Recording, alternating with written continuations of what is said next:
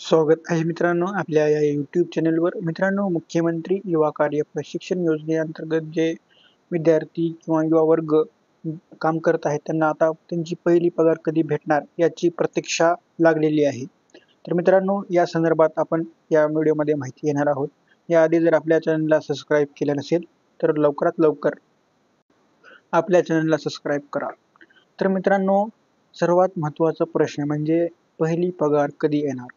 मुख्यमंत्री युवा कार्य प्रशिक्षण योजनेचे काही विद्यार्थ्यांचे प्रश्न होते, की आम्ही 1 महिना, 2 महिने झाले काम करत आहोत, तरी पण अजून आम्हाला आमची पहिली पगार भेटली नाही.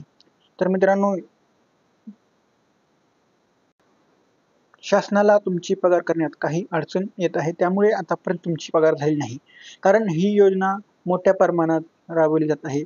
10 लाख लोकांना आतापर्यंत रोजगार द्यायचं सरकारचं लक्ष आहे. त्यामध्ये 3 ते 4 लाख अंदाजे विद्यार्थी कामावर रुजू झालेले आहेत. म्हणजेच यांचा आता डाटा कलेक्ट करणे सरकारचं काम चालू आहे. काही विद्यार्थी युवा वर्ग हे ऑफलाईन पद्धतीने लागलेले आहेत.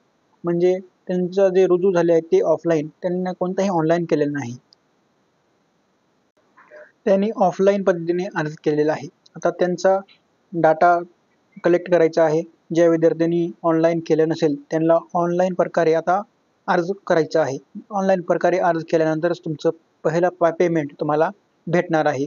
म्हणजे सर्वात महत्त्वाची अट म्हणजे तुमचं ऑनलाईन रजिस्ट्रेशन झालेलं पाहिजे.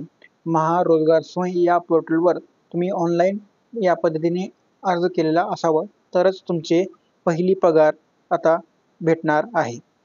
तर काही विद्यार्थ्यांचे प्रश्न येत होते, की पहिली पगार किती तारखेपर्यंत येणार? तर मित्रांनो, आचारसंहिता लवकरच आपल्या महाराष्ट्रामध्ये लागणार आहे.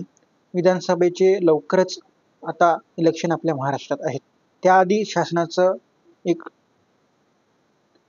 विचार आपण म्हणू, की युवा कार्य प्रशिक्षण योजनेअंतर्गत जे युवा वर्ग कामाला लागलेला आहे, त्यांना पहिला पगार आचारसंहिता लागण्याआधीच द्यावा, असं सरकारचं म्हणणं आहे. त्या अनुषंगाने ते कार्य करत आहे. प्रत्येक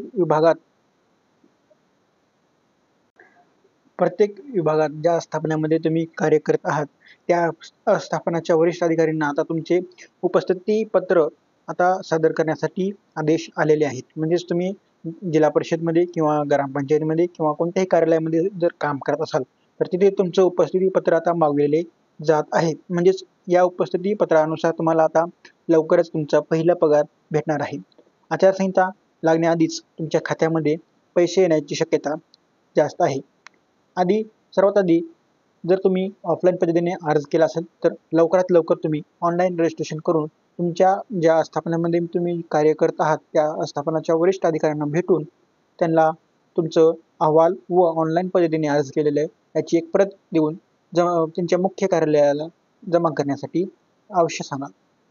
जर तुम्ही अशा प्रकारे अर्ज केलात, तर तुम्हाला लवकर पेमेंट भेटण्याची शक्यता आहे.